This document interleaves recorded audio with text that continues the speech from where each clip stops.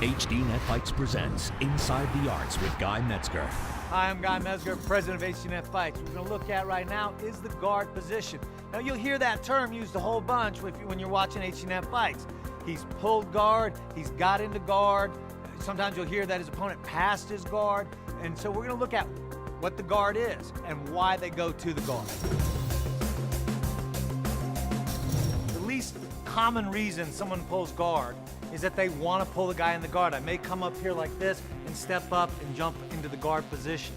That's probably the least common use of the guard, but you'll see some jiu-jitsu guys do that. More commonly what happens, Jeff here is a really good wrestler, so if we were to wrestle, he's a better wrestler than me, so there's a good chance that he'll take me down.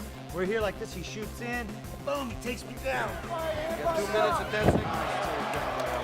I'm in a bad position, I'm on my back, okay? My strikes are weak, his are strong. He can come up here like this, he can hit me, he can do all kinds of stuff. So what I have to do, the very first reason that we go to guard in MMA is to slow the action down. So what I'm gonna do is I'm gonna pull the guard, I'm gonna slide his leg back, I'm gonna get my legs around it. Real important, I get my knees up high, my heels I dig down to control his body. And the next thing is I don't want him to lean up, because again, he can just come up here, he can start breaking my guard or hitting me. Okay, so I'm gonna hold his head, I'm gonna hold his arm. You'll see this a lot. Good common position here. Now this is the number one thing I do. I've slowed it down. Let's say he hit me hard and I'm in this position. Now I can get my wits about me. I figure out, okay, where am I at? I can think of my different options. Now that I've slowed it down, which is the number one thing I do, I have 3 options to work on. 1 is submissions, 2 is escape, and 3 is sweeping or reversals. First one we'll look at is the different submission holds. I have opportunity here. I can slide his arm down here, wrap him up into what's called a triangle choke, which is a choking motion with my legs. Okay, great position from here. This is deep. This is probably his guy's arm lock. And it's over. Masasi wins it. The next one is the arm bar, which is probably the most common submission hold from the guard. I switch here and I lock him down here and break his arm. Again, Fedor. That's it. He got it. He got it. He's got it. Fedor does it. The next position I can do here too, if his hands are on the mat, I turn him out here and go into my personal favorite, which is the hammer lock. The next option we have is escaping. So I have him locked in here.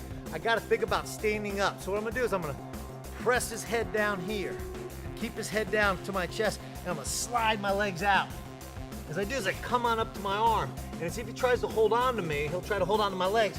I just keep pushing his head away, and I slip up to a standing position here. The third option we have from the guard is a reversal.